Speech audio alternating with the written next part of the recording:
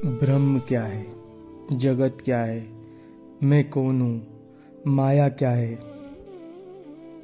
तुम्हें लगता है कि तुमने कोई बहुत ऊंची बात पूछ ली, तुमने कोई बहुत ऊंचा प्रश्न कर दिया और तुम इनका उत्तर ढूंढ रहे हो और उत्तर से नया प्रश्न जन्म लेगा।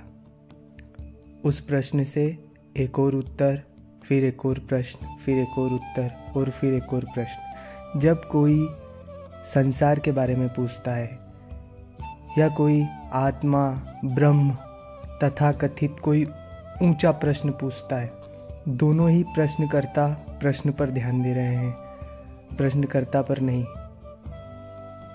हमें प्रश्नों का उत्तर ढूंढने में बहुत रुचि होती है, क्योंकि हमें लगता है कि उत्तर से संतुष्टि मिलेगी, लेकिन उत्तर से एक और नया प्रश्न मिलता है, संतुष्टि नहीं।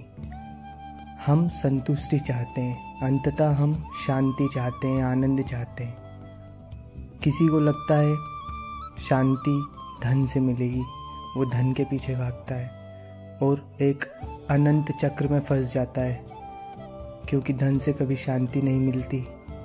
उसी तरह किसी को लगता है उत्तर खोजने से शांति मिलेगी, वह भी उस धनी की तरह ही एक अनंत चक्र में फंस जाता है, क्योंकि उत्तरों से भी शांति नहीं मिलती।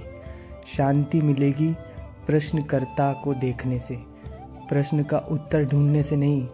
जब हम प्रश्नकर्ता की खोज करते हैं, जब हम उसकी पड़ताल करते हैं, तब प्रश्नकर्ता ही नष्ट हो जाता है, विलुप्त हो जाता है, क्योंकि वो है ही नहीं, वो है ही नहीं।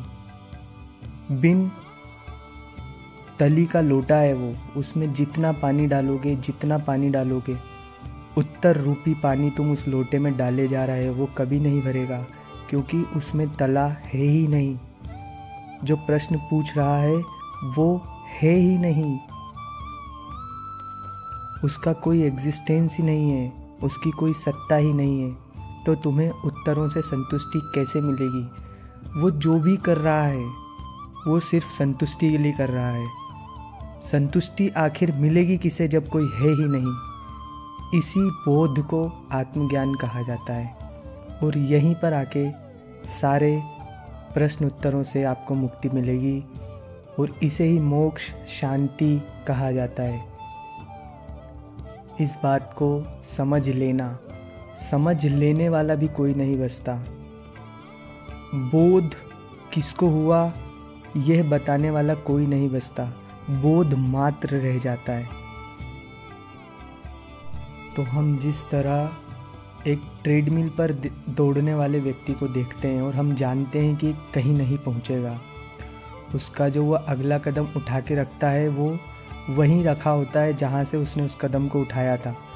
उसी तरह हमें अपने प्रश्न उत्तर के खेल को भी समझना होगा कि जो हम उत्तर ढूंढ रहे हैं वो उत्तर हमें वहीं लाकर खड़ा कर देगा जहाँ अभी हम खड़े हैं। वो हमें एक और नया प्रश्न देगा और फिर हम उस प्रश्न का उत्तर ढूंढेंगे।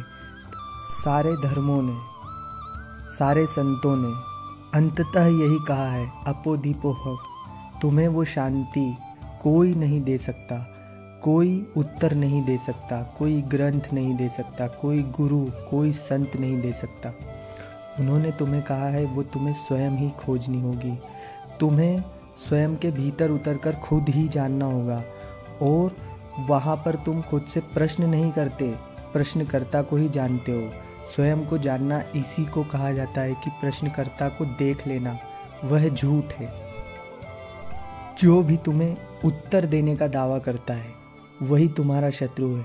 वो तुम्हें तुमसे दूर लेकर जाएगा, बहुत दूर लेकर जाएगा।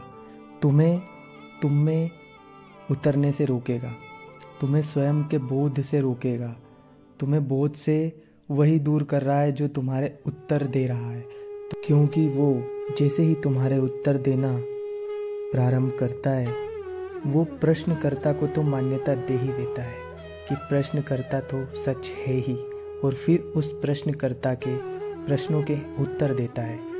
और इसी प्रक्रिया में तुम स्वयं के बोध से छिटक जाते हो। सच्चे संत तुम्हारे प्रश्नों के उत्तर नहीं देते, बल्कि तुम्हें प्रश्नकर्ता की ओर देखने के लिए प्रेरित करते हैं।